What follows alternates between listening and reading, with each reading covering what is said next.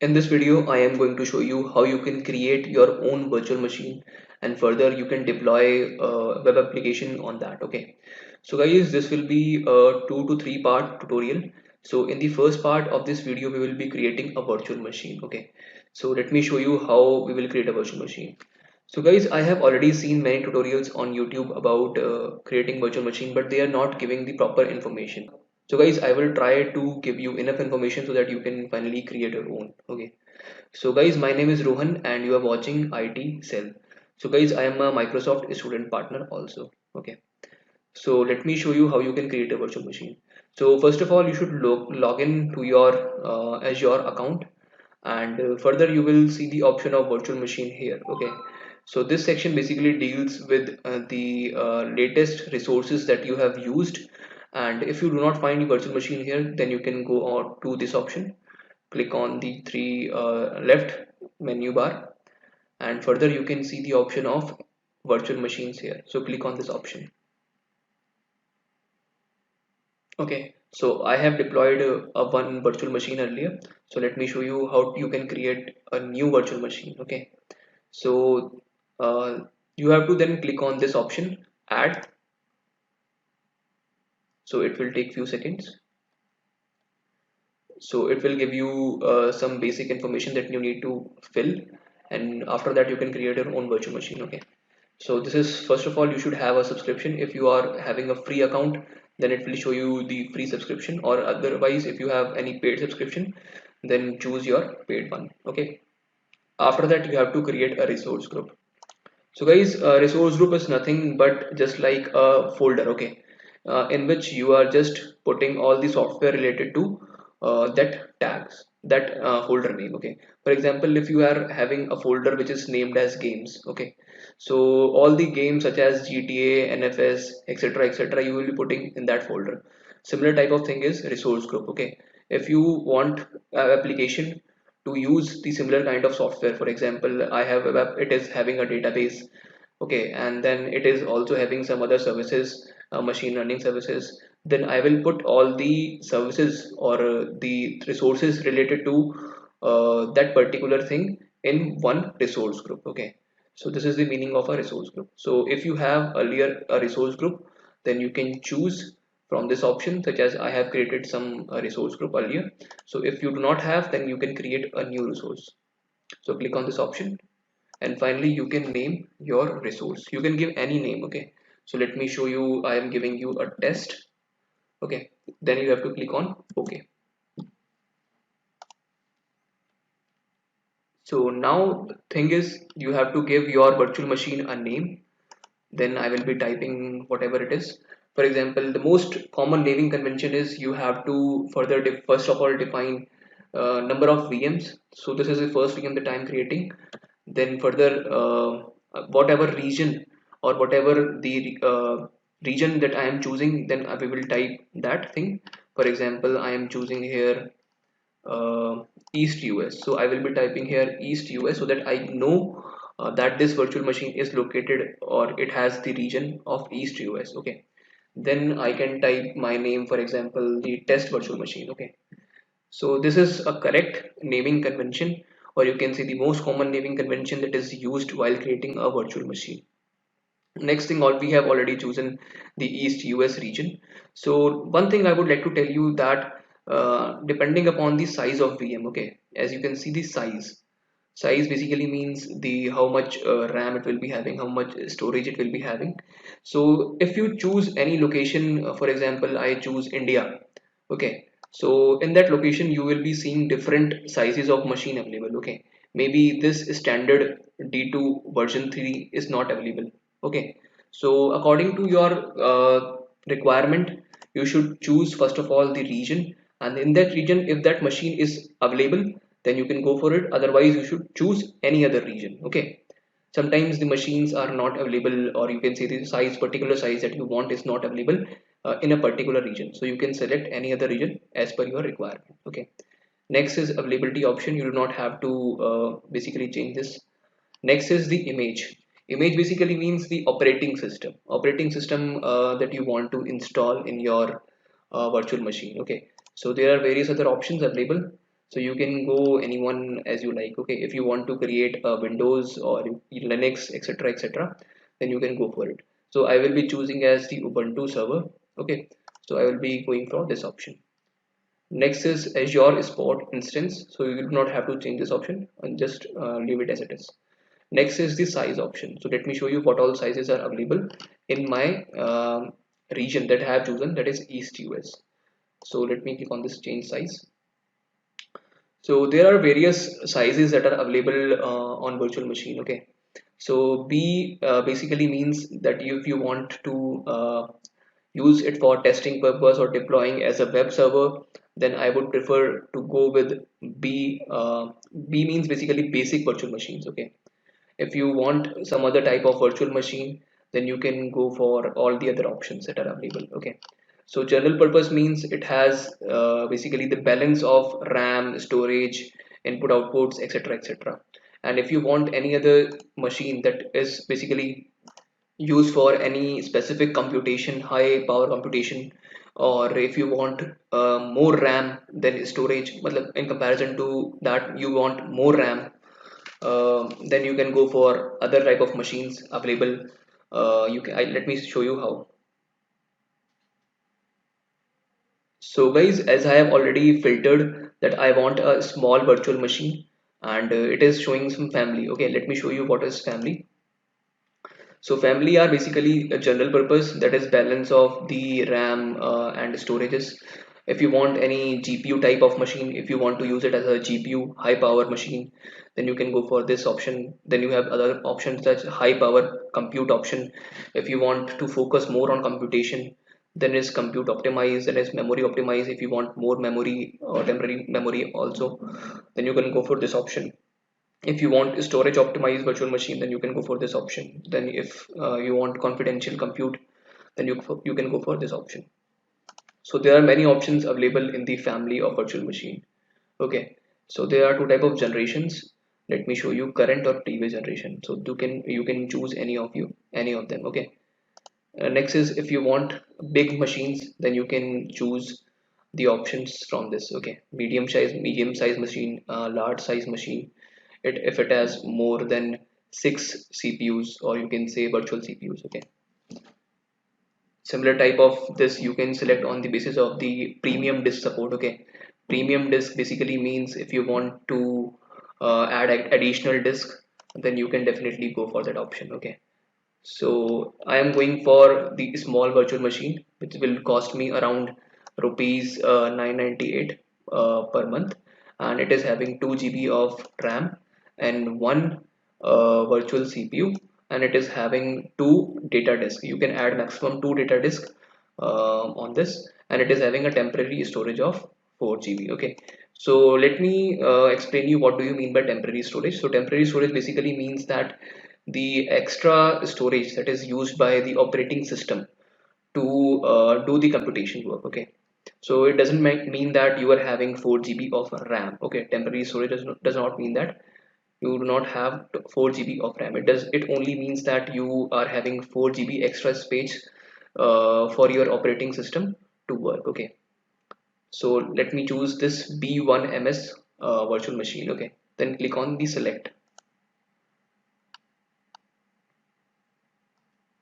So as you can see here, one thing you can notice here that it is showing you GIB memory. Okay, so it is not a GB memory. It doesn't mean that you are having 2 GB memory. Let me show you what is the difference between GIB and GB. So guys, this is a website which is known as UK Cloud, and it is showing us the difference between the GIB and GB. Okay, so 1 GB is basically defined as 1000 raised to the power 3 bytes. Okay, generally if we take 1 GB in our real world, then we take 1000 bytes as equals to 1 GB. But if we talk about 1 GIB, then it is 1024 raised to the power 3 bytes. It means that it is more than it means that basically 1 GIB is more than 1 GB. Okay, so full form of GIB is GB byte. Okay, so let us move back to our virtual machine. So now we have to create an administrative account. Okay, So basically you have to authenticate that actually you are the right person or you are the admin that is accessing the virtual machine. Okay, so there are two options available. One is the SSH public key and second one is the password. Okay, so in the password option, you can select your username and password, and then you can confirm your password. After that, you can access your virtual machine. But I think that it is not a secure way to access your virtual machine, because if someone knows your password, then it will be not good for you. Okay. Next thing is, if you go for the SSH public key, then you have to make a public key and a private key. Okay. So let me show you how. So first and foremost, you should go to your Chrome or Google and type here a software which is known as Putty. Putty. Okay. So click on the first website, download Putty, and you can click on this option to download the Putty. So guys, once you have downloaded it, it will be you have to keep it in one folder, and then further you can see the two application. One is the putty.exe and second one is puttygen.exe. Because I am operating on Windows, then I have these two applications. Okay, so PuttyGen basically used for generating the SSH key, and putty.exe is basically used for connecting to our virtual machine. Okay, so let me show you how you can generate a SSH key. Okay, so first and foremost, you should double click on your application and then click on the generate option. Okay, then you have to move your mouse randomly, and because of this, it will generate a random key. So as you can see here, there is a two option: save as public key, and next one is save as private key. Okay, so first and foremost, you should select this key. This is a public key. Okay, you should, next option is you have to copy this key, and then further you have to save public key. Okay, so click on this option and you can give it any name, for example test public. Okay, and then click on save. After that, you have to save your private key. For example, test private. Okay, then click enter, and then you have to go to your Azure, and here you can see the option of SSH public key. So paste the key that you have copied from the putty. Okay, so this is a SSH key that will be acting as a public key. Okay, then you have to put a username here. Okay, username is basically the name that you want, by the name that you want to access the machine. Okay, so let me give it as test admin. Okay, so next option is public inbound ports. You have to allow the public inbound ports if you want to access your virtual machine from some other machine. So I am using the SSH key. So I will be using the SSH port number 22 to access my virtual machine using the uh, let me show you, using the putty.exe software. Okay, so this is the port that I have already selected. So next thing is you have to click on the next option. So as you can see on the disk option, you are you it is asking you to select the disk type. Okay, so there are three type of disk available. One is the premium SSD, second one is the standard SSD, then you have the HDD. Okay, so talking about the speeds, so premium SSD has the highest speed input output rates. Then after that we have SSD, standard SSD, then we have the HDD. Okay, and similarly the cost will also decrease if you select the lower version. Okay, or you can say the lower you can select the SSD as standard SSD or standard HDD. Okay, so I am going for the premium SSD option, because I want my system to reboot very fast. Okay, so if you want, you can go accordingly. Okay, so remain this option as it is, encryption type default encryption. Okay, now is the data disk. Okay, data disk basically means that you have to add additional disk on which you can store your softwares or whatever files you want. Okay, if you do not add this data disk, then you will be not be able to store files other than the operating system files. Okay, so I prefer you go for the data disk option. Okay, so you have to create a new data disk and attach a new disk. So depending upon the size of your virtual machine that you have chosen, so in this virtual machine I can add two data disks, but I am only adding one this time. Okay, so you can similarly name this data disk whatever name you want to give. Okay, then you have the option of source type.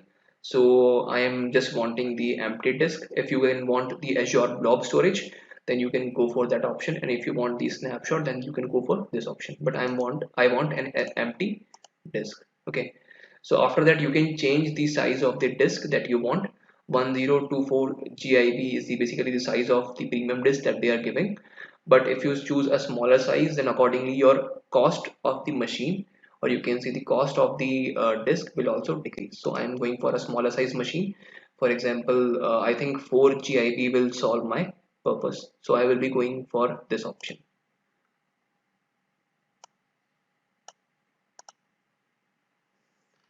So default encryption, yes, I want default encryption. Then you can click OK. So finally, I have attached one data disk to my virtual machine to store my external files. Okay. So this is the advanced section in which they are asking if you want a managed disk or if you do not want a managed disk. Okay. So I want a managed disk. Managed disk basically means that whatever type of error is happening, they are just managing that disk according to them. Okay. So I think you should also always choose this managed disk option. Okay, so after that you can create on you can go to next option, that is the network. So please do not basically do not change these settings if you are a beginner. Just remain it as it is. Okay, then click on next option, management. So guys, here you have the option, certain options such as boot diagnostics, operating system, guest diagnostic. So whatever this is, you just do not have to change these settings. Okay, remain it as it is. Okay, so there is option of auto shutdown. If you want your machine to shut down after a particular time period, then you can set it to on. But if you do not want your machine to be shut down, then you can set it to off. Okay, so I do not want my machine to set it to on position always, so I'm going for this off option. Then if you want backup, then you can enable the backup option. Okay, so I do not want any kind of backup, so I am putting it on off. The next thing is you have to go to the advanced option. So please do not change anything here, just go for as it is, or you can say the default options. Then you can choose the tags. So as you can see here, there are two options, that is the name and the value. Okay, so I am giving a tag as, for example, name of my VM is VM1. So you can give any tag you want. Okay, so tag is basically to denote that you are having this particular things in a certain tags. Okay, for example, I am having uh, football, basketball in a game tag. Okay, games is basically a tag which is denoting all the two games. Okay, so similar type of thing is here. Okay, next thing is you have to review whatever the settings that you have chosen, you can review it here. So it will show you the cost per hour according to the size of the VM that you have chosen. Okay, similarly you will get some basic operations, or you can see the basic option that you have selected. Then whatever type of disk you have selected, data disk that you have added. Okay, networking, management, advanced option, then you have the tags. Okay, so we have given the name tag to all these options. Okay, okay, VM1 basically is a tag which contains all these options. Okay, tag is basically for you, or you can say the uh, manager that is managing the software. Okay, so guys, one section we have left in the management part, that is we have to make a diagnostic storage account. Okay, you can choose any option that you have already made, or if you have not made anything, then you can go for the create new option. So click on this option and name whatever you want to give. For example, I'm giving it as test storage. Okay, it's already taken, so I'm giving any number 1 2 3. It is already taken, so let me give another number, for example 778. Okay, so after that we have the account kind, general storage. Okay, next is the performance, standard or premium you want, and then you have the replication option. Okay, there are three options available. One is locally redundant storage, second one is geo, and third one is the read access geo redundant. Okay, so locally redundant basically means that at the same data center we will have three or more copies of our data, and in geo redundant it will have basically at various other regions, we will be having the copies of our data. Okay, so I am going for this locally redundant because it will affect my cost of my VM. Okay, so it will make it a little bit cheaper. Then you can click on this OK option.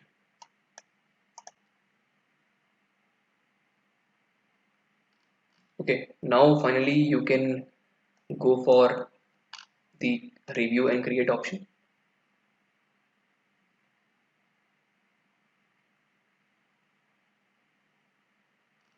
And finally you can create the VM. Click on the create button given below. So it will take few minutes to start, or you can say to create and start the VM. Okay, so as you can see on the screen, deployment is underway.